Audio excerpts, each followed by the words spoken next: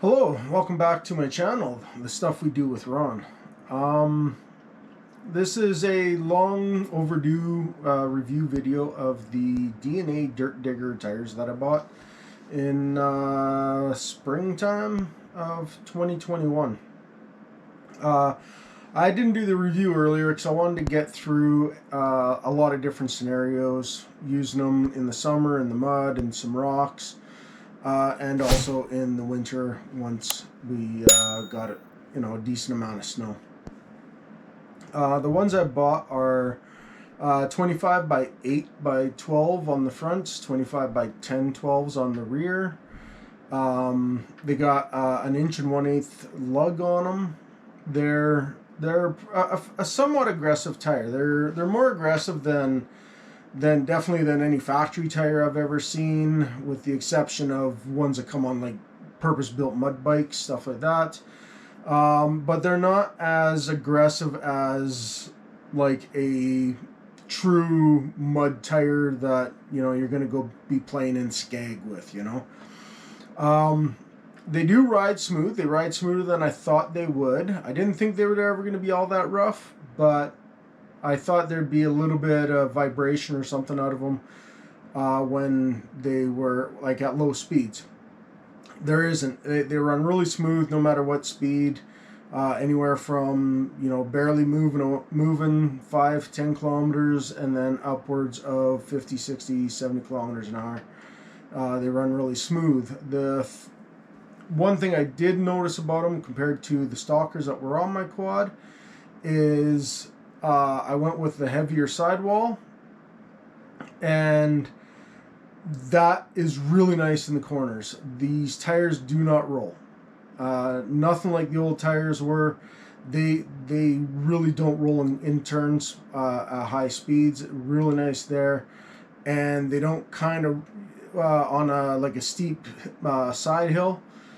You don't really feel the bike kind of roll over a little bit on those sidewalls either.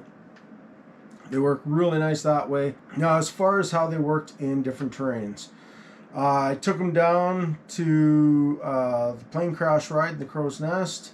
I got a video on that if you want to see that. It'll be in the playlist below, or off to the right, I guess. On that ride, there isn't a lot of mud.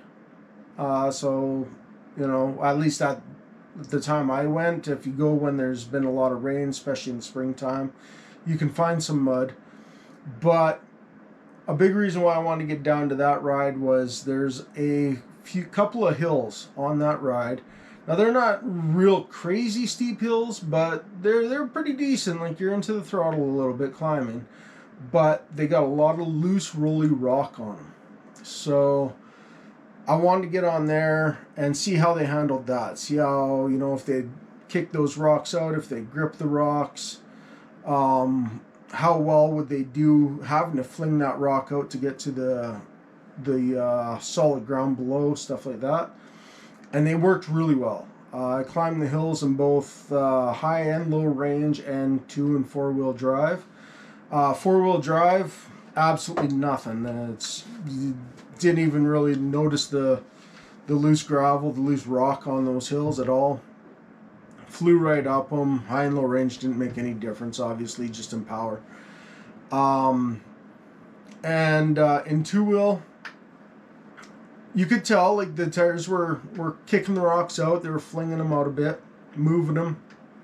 But as soon as you got off of that marble rock, you kicked that out and you got to the bottom, to the ground below them.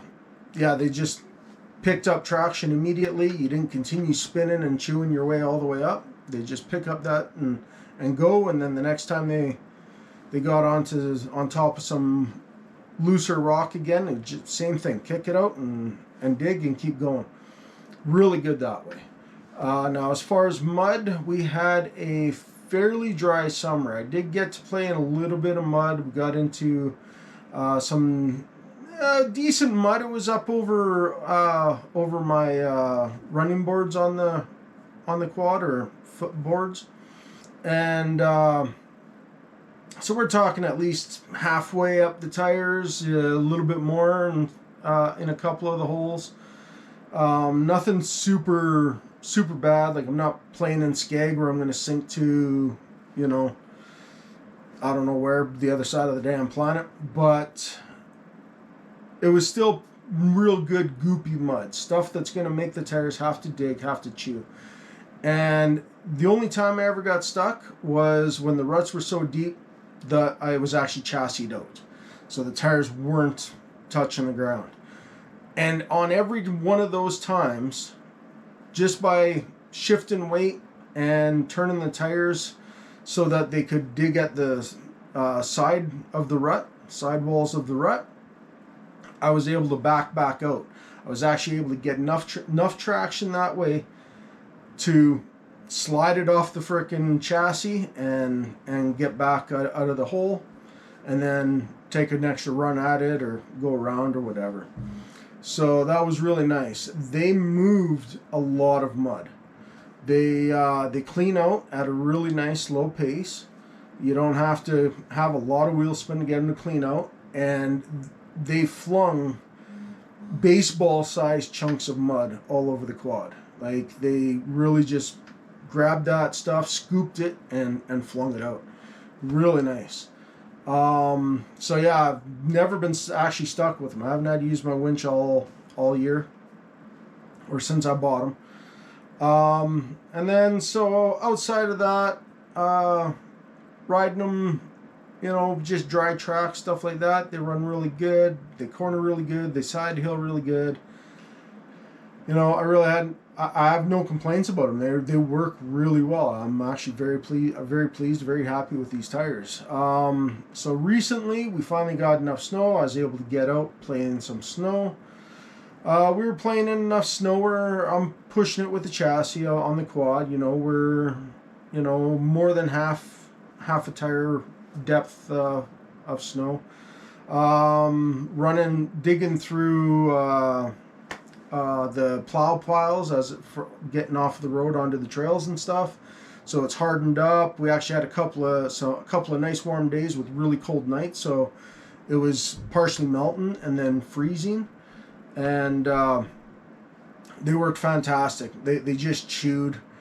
They, you know, got down right down to the dirt underneath, moved all that snow out of the way, and just kept hauling. It was really nice that way. Played on a bit of plowed road area, so nice and icy, stuff like that. Again, nice warm days, softening up the snow, melting it just a little bit, and then refreezing, as well as having road traffic on top of it. We got to play on a fair bit of nice ice. They worked as well as any non-studded, non-chain tire would work. The rubber, even at sub-zero temperatures, stayed reasonably pliable. It didn't go super hard, nothing like that. You could still, you know, kind of flex the lugs a little bit, stuff like that, and you could dig your fingernail into the rubber fairly easy. So, you know, works good. They were able to grab any little imperfection in that ice and provide traction. But, you know, as far as just a straight up rubber tire on ice, if you know, they're going to work okay. They're not going to work great. It was easy to, you know, hip check the bike and toss it into side slides and stuff like that, get it doing donuts, whatnot. But that's been no different than any other tire I've ever ran. They got really deep lugs, so they would be pretty easy to stud. You could stud them quite well if you wanted to. Personally, I'd run chains, but I'm not sure how well a set of chains is going to work on those tires with such a deep lug. I haven't tried to put chains on them, but my guess is unless your cross links on your chains actually sit in a way that they'll stay on top of the tire lug, you're basically going to lose that chain and any traction it's going to provide down into the tire. Your lug's still going to stand out much farther than the chain itself will. So anyways, thanks for watching. Have a great day. Bye.